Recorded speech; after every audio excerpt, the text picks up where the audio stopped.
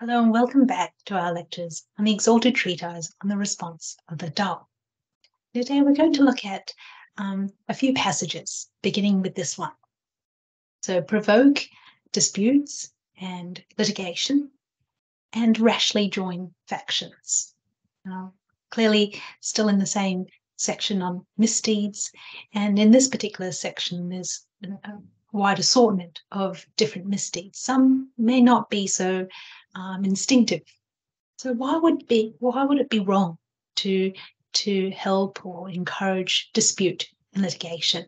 Let's have a look at that one first. When we read, the Chinese characters, it's a little bit more than just simply helping. Helping can mean through our words or actively supporting, contributing resources. But if we take a step back for a minute, why would it be a misdeed to encourage and assist parties to engage in legal dispute, to disagree with one another so much that they have to take legal action and instigate court proceedings? Well, as you may already know, legal disputes, can be very acrimonious, cause an enormous amount of resentment, ill will between all the parties involved, and to the point of, relationships broken down, beyond the point of salvage and reconciliation.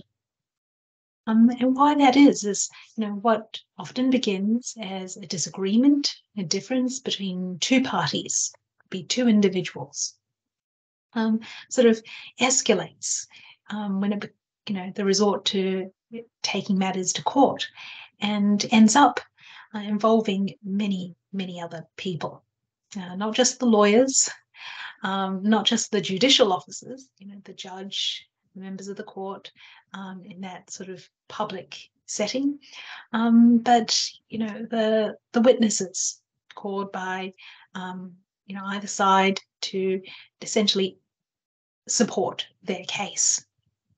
And we know that court proceedings are generally open to the public, so anyone could sit in. It might even be reported in the news, so anyone could find out about what had been private details, a private dispute, disagreement between the two parties. So it becomes publicized. There's much time and cost involved in engaging lawyers, crafting the legal arguments, filling out the paperwork and marshalling the documentary evidence. How do you prove your case? Gathering witnesses to provide testimony in court to support either side. And it's essentially a very convoluted process. It takes a lot of time, and there's a lot of stress, pressure involved, and this is all sort of, remember, in the public setting of a court environment. So understandably, when one side decides to bring a claim against the other, they're investing their time and cost, and it costs just as much, if not more, to defend those proceedings. So the other party has to incur much time and expense as well. So that doesn't help the situation. What was essentially disagreement becomes exacerbated by the fact that both parties have to incur cost, time, and have their dispute aired in public. And as you can imagine, disputes, whatever it's about, can be very emotionally charged. There's that aspect of stress involved in bringing the dispute to court. You have to relive those emotions as the arguments are brought before a judge, and along with all the private details related to the dispute. And this is throughout the whole litigation process. So that makes it all the more distressing. You think, things that are said can't be unsaid. And what becomes, known, what others know about, can't be unknown. It becomes, in the realm of the public knowledge. So you can understand that, the litigation, when whatever difference between parties escalates to a legal dispute, litigation in court, both parties will blame the other side for the stress and the time and the cost. And, when you're engaged in this sort of litigation, it takes up so much time that you lose money in terms of not being able to earn income. So it's a no-win situation, essentially, for everyone involved. And it's almost impossible to salvage any goodwill, any sort of relationship between the parties. And, no real hope for reconciliation thereafter when disputes end up in public court of law. So we start to begin when we think about what's all that is involved in these sorts of legal disputes and litigation. We start to begin to realise why encouraging dispute and litigation, provoking dispute and litigation, is considered a misdeed, and why the Exalted Treatise would alert us to this particular misdeed. Now, how would a person provoke dispute and litigation? Well, as I mentioned before, they might weigh into some conflict between the two sides, worsen the conflict, and the division between the parties. And it's often motivated by some sort of self-interest. There's some aspect of personal gain by, instead of reconciling the parties, a third party has something to gain by causing them to fall apart, to disagree with one another, cause extra issues. And the collected commentaries on the Exalted Treatise sort of enumerates several circumstances, several sort of scenarios where a person might help to make up allegations, bring false claims, might say things to either or both party to cause them to distrust each other. Could be directly or through underhanded means. So where they don't realise that they're being played, both sides are being played. Could be fabricating evidence, and to the extent of bearing false witness for one side or the other, and implicating other individuals, other parties to the dispute. So when a person decides to do those sorts of things, they usually don't think about the ramifications, the consequences, and implications for other people involved. Obviously, the individuals themselves on either side, but their friends, their family, their colleagues, the human lives and the cost to those lives involved. Because, as I mentioned before, the sort of acrimonious litigation can bring about irreparable damage to friendships, family relationships. Families can be break apart, assets become divided, etc. So these sorts of consequences obviously become secondary to their own pursuit of personal gain, whatever that might be. Could be their reputation, could be financial resources, other material advantage, whatever it is. So whatever the motivation, whatever the objective, it is always a misdeed. It's always wrong to provoke dispute and litigation. Sort of understanding this particular guideline, I suppose, begs the question of what should we be doing instead?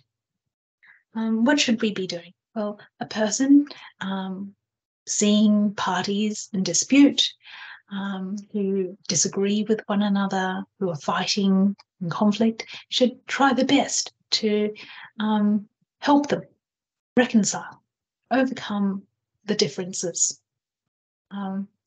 And, it might be helping them identify common ground, to calmly reflect on what they actually both have to lose if this dispute continues further and escalates. So it could be to help the parties try to forgive and forget, to try to be a bit more patient and accommodating. We're all human, we all make mistakes, but this is the sort of thing that one should be doing. And what about if we happen to be one of those parties that are in dispute? Well, the same ideas apply, to try to find some solution that would be acceptable to both parties, to find that common ground, wherever it starts with.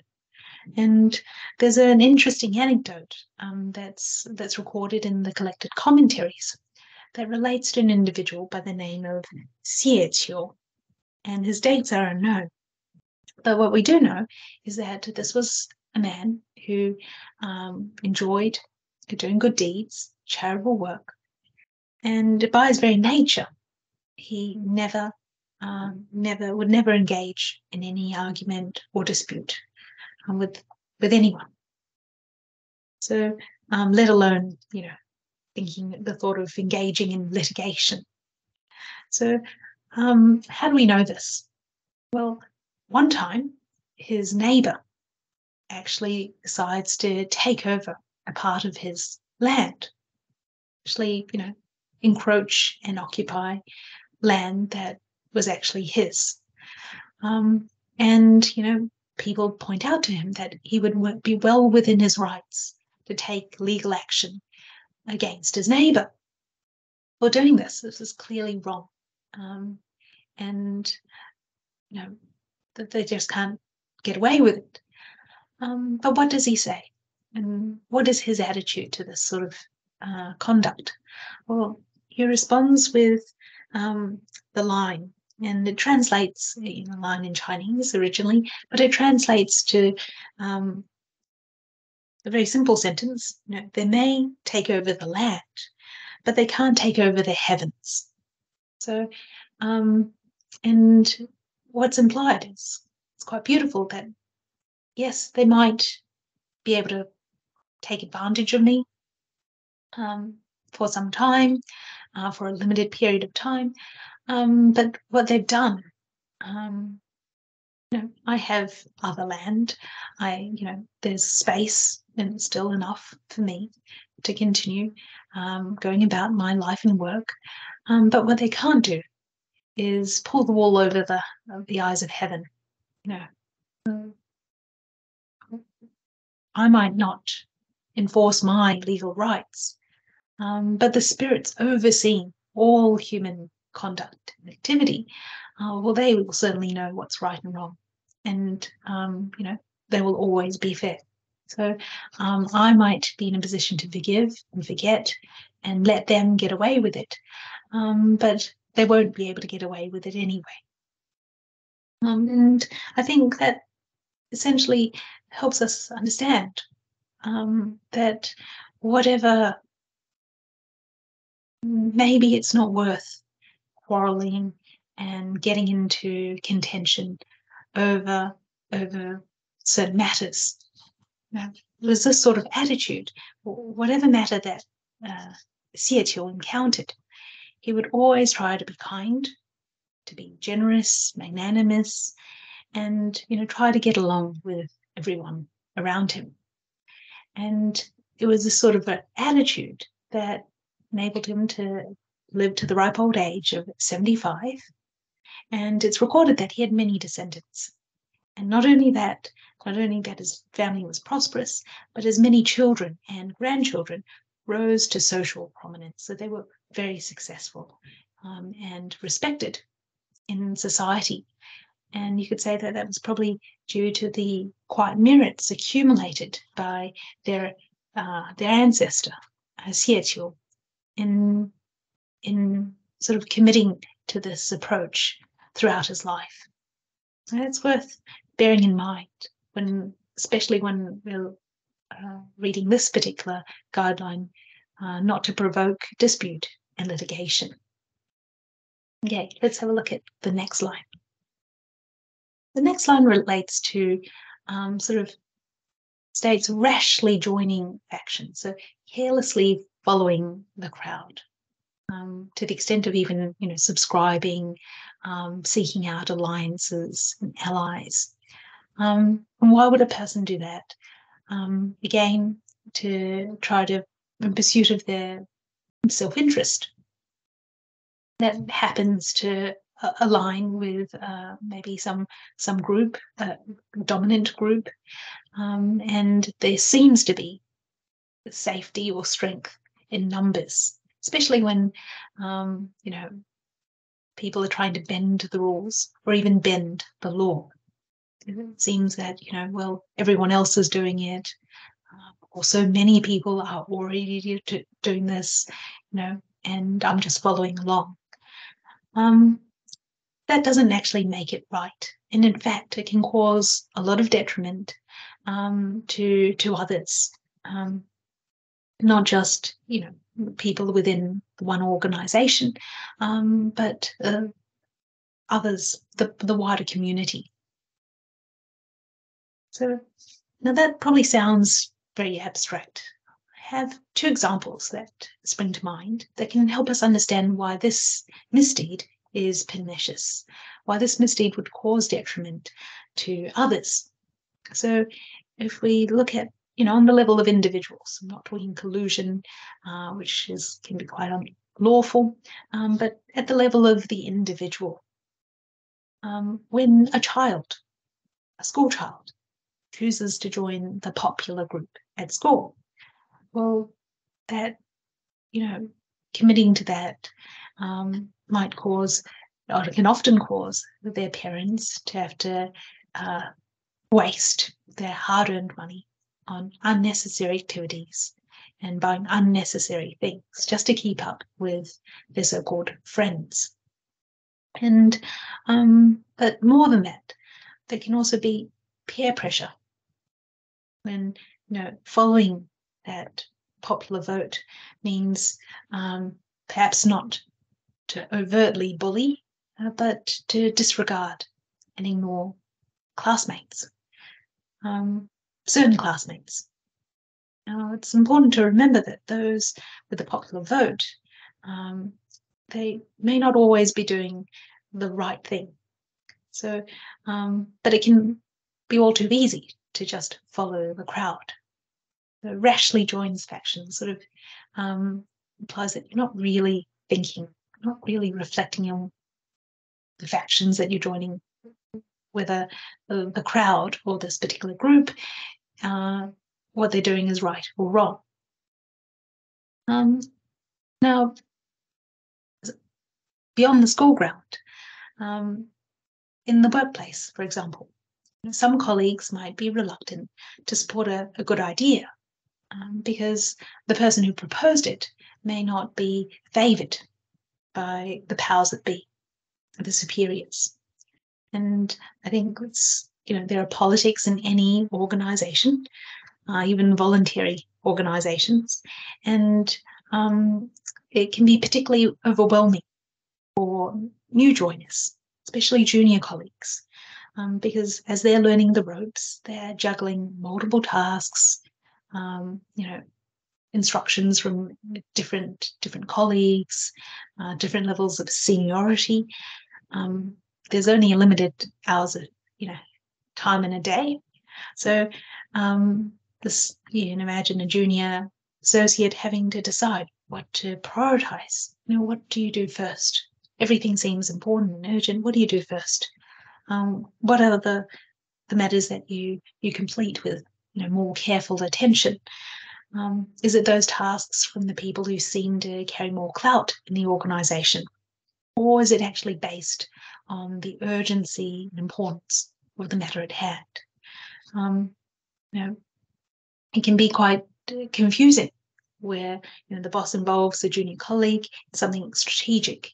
Planning seems very important, and it's an incredible opportunity to be involved in this strategic planning, and involves doing things that are due at the end of the week. Now you have that on the desk, as well as the administrative assistant next to you, reminding you of some routine task that has to be done by tomorrow. So there's this slide I've put up, what's known as the Eisenhower matrix, and it's used often in the training of new joiners, especially junior colleagues, to help them sort of organise and prioritise their workload, to help them not only work hard but to work smarter. So in the top left quadrant, there's a clear division between what's urgent and what's important. And in the top left quadrant is the matters that are both urgent and important. So these are the time-sensitive tasks, the projects, matters with clear deadlines, pending deadlines. These are the things that need to be done first. These are things that warrant personal attention. So they get prioritized. There are things like emergency issues, could be technical problems, and urgent deadlines, as I mentioned. In the top right quadrant, things that are important but less urgent. Often these relate to training, continuous personal development, might even be exercise. We know exercise is important for our health. We don't need to do it right now, today, but we need to get around to it sometime. So it's less urgent, but no less important. And so these are the sorts of things that we have to make sure we put into our diary, that we don't forget. So that's the important category. And then there are the things that are maybe less important. If they're urgent, and we already have other urgent business, can we delegate those non-important tasks? It could be relatively routine, or it could be more routine, regular meetings that might be able to be postponed. If there are both urgent and important tasks being prioritized. So these are the items that maybe could be delegated or could be delayed for further consideration. Might also include responding to some correspondence, calls and emails. And then in the bottom right corner, things that are not important, not urgent, these are perhaps the things that we should be deleting from our list altogether. They're essentially time wasters, like browsing the internet.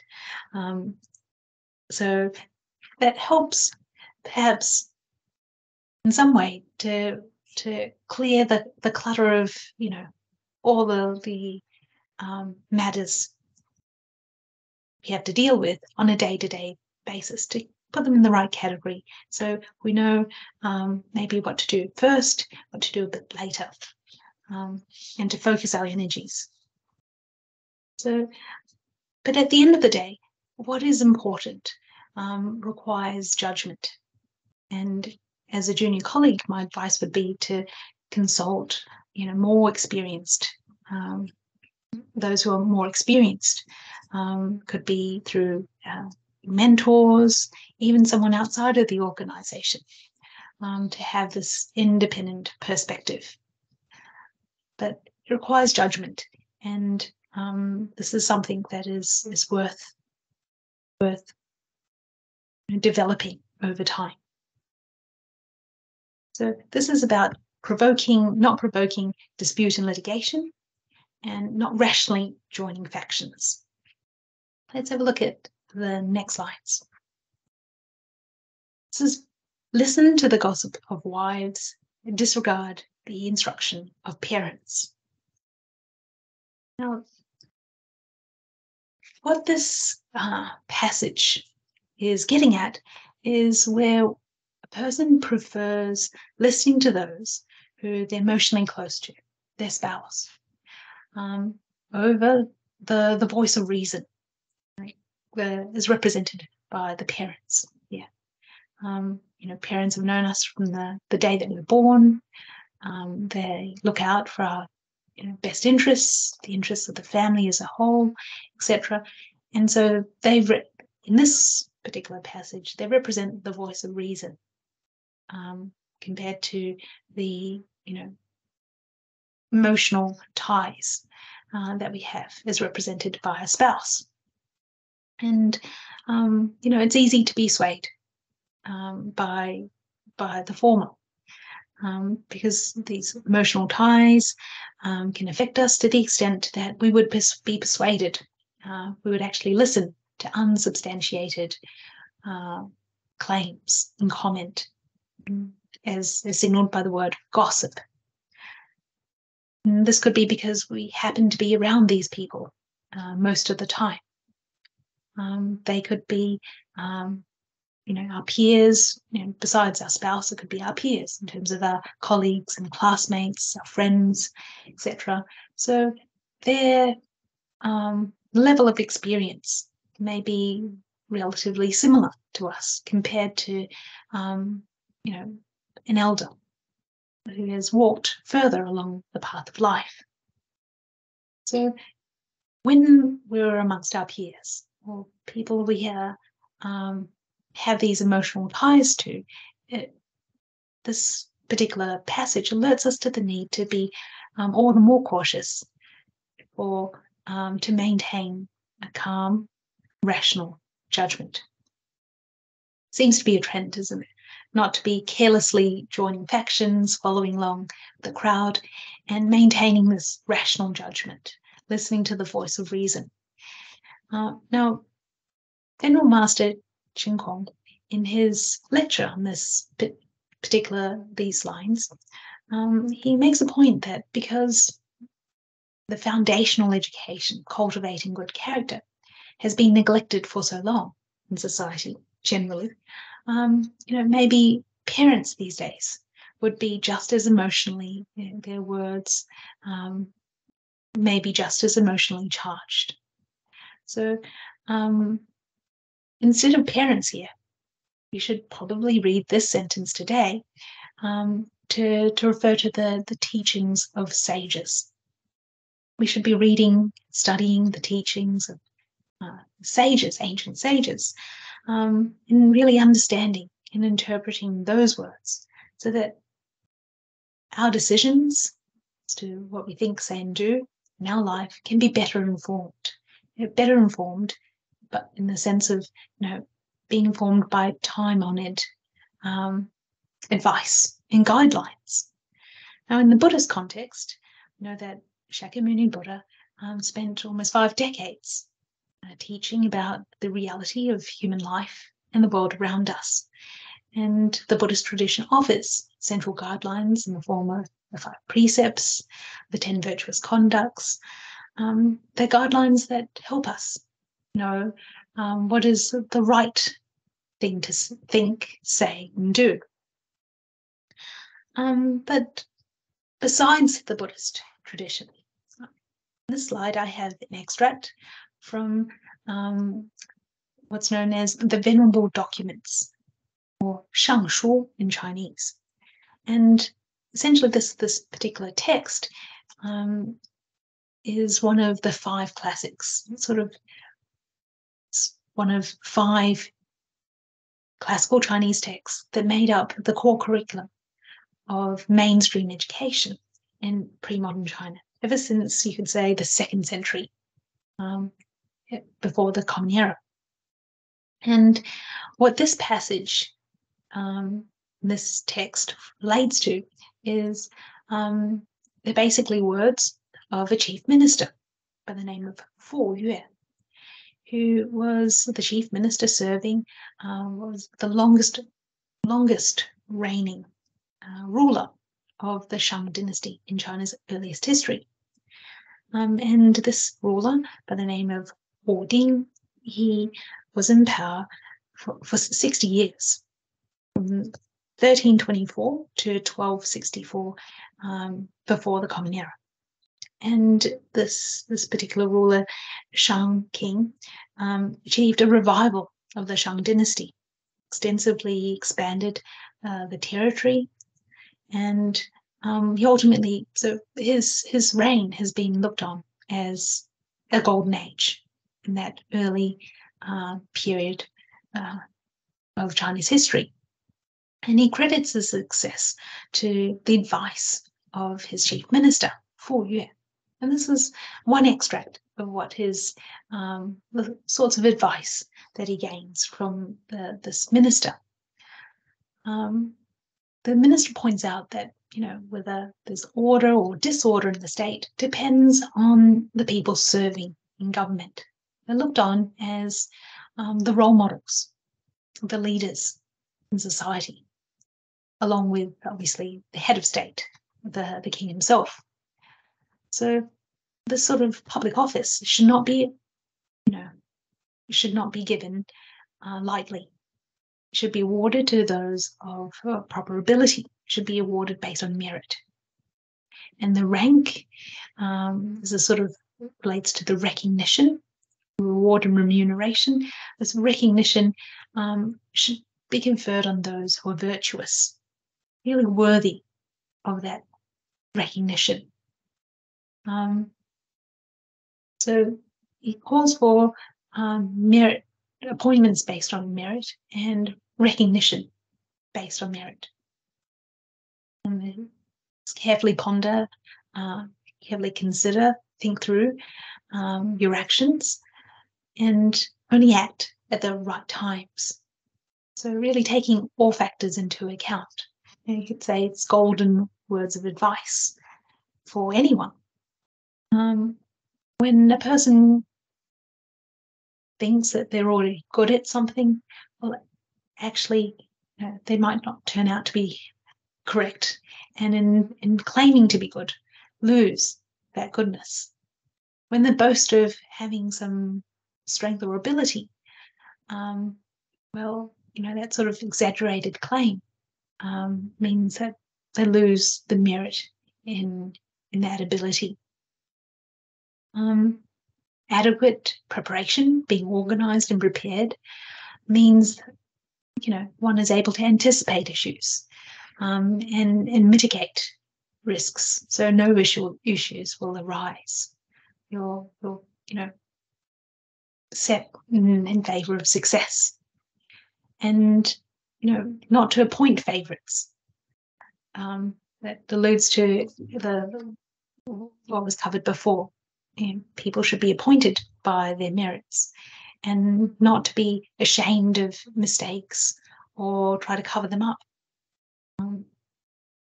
It's when the ruler's mind dwells on proper objects that the affairs of their government will actually be in proper order. So this is one example of advice that has lasted the test of time. And you can see that it's not, profound. It's actually quite down to earth, and pragmatic, actually, to keep, the priorities clear for our better judgment. And this is just one example from the ancient texts.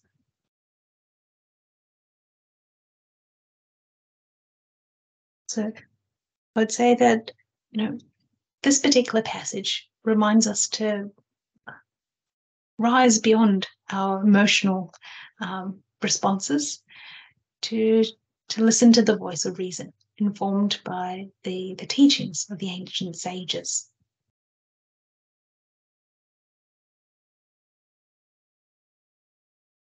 In the next passage, be taken with the new while forgetting the old. Say something, to speak, without actually meaning what we say. And in the time that we have today, I'll focus on the first part. What does it mean to be taken with the new while forgetting the old? Well, this line applies to both people and things. So things that we have and use, as well as the people that we know. And by people, I mean in particular friends and family, especially those that we've known for a long time. This sentence is telling us that it would be a misdeed to abandon our old acquaintances, to forget about them, neglect to maintain those established relationships. Oh, why is that? Why is that a misdeed?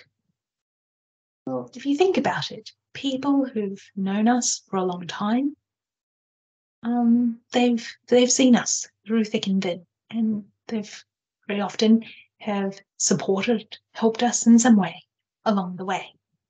So it could be as simple as offering words of encouragement in our hour of need, helping us find opportunities in our personal, professional development, or even just, as a sounding board, helping us think through difficult problems. But whatever their contribution, the idea here is to remember their kindness, remember their efforts in helping us get to where we are. And by maintaining those relationships, not only are we expressing that ongoing gratitude for their part in our life, but we're able to give back. By keeping in touch, we'll know about what's going on in their life and be able to give back instead of abandoning them in their hour of need. Now, in the Confucian context, as we all already know, Confucian friendship in the Confucian context is, friends are not just the people that you share the good times and happy memories with, but Confucian friends have a moral duty to support and guide and advise each other to progress and realize their moral excellence. So it's all the more important to maintain those friendships and not simply, abandon old friends in favor of new ones. So, as they say, out with the old and in with the new. And there's an interesting anecdote that is mentioned in the collected commentaries, and it relates to an individual by the name of Song Hong, who rose through the ranks. He lived during the Han Dynasty, so in the early 1st century. And he rose through the ranks, up to being a palace attendant and ultimately being an excellence, one of the distinguished officers. I think it was the excellency of the works. So you'd imagine being the senior minister responsible for works, construction works. And he served Emperor Guangwu, who who's known for reclaiming the throne to continue the Han Dynasty after a period of interregnum where the Han ruling house had been sort of overthrown. And so happens that the emperor's sister, the princess, one of the princesses, takes a favor to Song Ho and be inclined to marry him. So the emperor promises his sister to take the matter up with Song Ho, to put in a good word. And, so you can imagine him being the emperor, it's almost as good as a done deal. It's very difficult, if not impossible, to refuse anything that the emperor would suggest. So Song Hong is already married, so you can understand the conundrum. And in declining the emperor's suggestion, this amazing opportunity to marry into the ruling family, and consolidating his career, etc. Song Hong has to choose his words very carefully. And this is what he says. He says to the emperor, a friendship formed during poverty and hardship should not be forgotten. Starts with this, and this is something that the emperor himself could relate to, because he was a member of the aristocracy, but his line of the family had fallen under hard times, because essentially the whole Han ruling family had been overthrown. Someone had taken over, and for a number of years. So it was only through allies and the support of others that he could reclaim the throne and to continue the Han dynasty in what is called the latter Han dynasty. And so, the alliances, the friendships, when the emperor, his part of the family was down and out, and this is something that he would relate and readily agree with. Friendships formed during poverty and hardship should not be forgotten. And then Song Hong goes on to state that a devoted wife who has shared the rough times should not be dismissed or divorced. So he's asserting his commitment to his marriage, and in terms that the emperor could really understand. And in doing so, he managed to extricate himself from this very delicate situation of turning down the emperor's proposal. And it very much sort of resonates with the idea here of not being taken with the new and abandoning the old, abandoning the established relationships. You might ask, is there an inconsistency here between,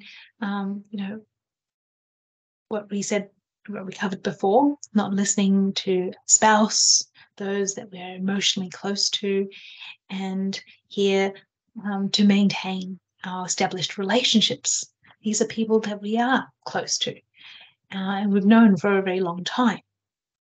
Well, there's no inconsistency, because the idea is to not let our emotions cloud or overcome our good judgment at the end of the day. So, and not only does this sentence, apply about favoring the new over the old, apply to people and our relationships with our friends and family in particular, but also to the things that we have in use. And these days, it can be especially a problem because of the things that we buy. They're often designed not to last as long as they used to. What's known as planned obsolescence. It's particularly noticeable in the consumer electronics products that people use. Now, what are some of the ways that what could we possibly do to try to overcome this? This obviously causes a lot of waste, a lot of expense when we have to change, buy a new mobile phone every 2 to 3 years. What are some of the ways that we could work around this problem? It's a very common problem. Well, the first thing is to choose items that are durable and can be repaired. Now that's not always the choice, but to choose when we can. to extend the life of existing products by buying secondhand or pre-loved wherever possible. And by taking better care of what we already have, by repairing, maintaining, cleaning in the right way, we can often extend that usable life of those consumables. And when an item has reached the end of its use in my life, I might not have any need of it. Can it be passed on to someone else? I'm thinking, in terms of children's clothes, because children can grow out of their clothes very quickly, but those clothes can still be worn by others. Or could those objects or items be repurposed in some way? Could it be turned into abuse, not as it was originally, but into something else altogether? Can we find another use for it? So this is some of the ideas that just some of the ideas that can help us overcome the approach of favoring the new over the old. And it's not too hard to imagine. We've talked about clothes in the past, fast fashion versus ethical fashion, and the enormous wastage that is involved, the cost to ourselves, but also to the environment. So it's a real concern, a real issue, and all the more today.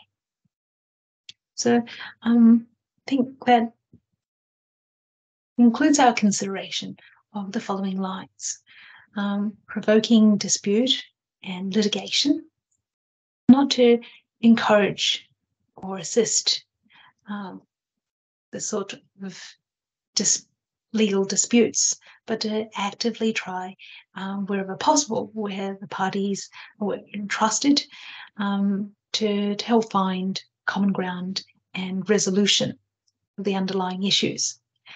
Not to rashly, carelessly follow the crowd, seek out alliances or factions, because that causes detriment to, the wider whole, whether that be the organisation or the people, the members of the community that miss out.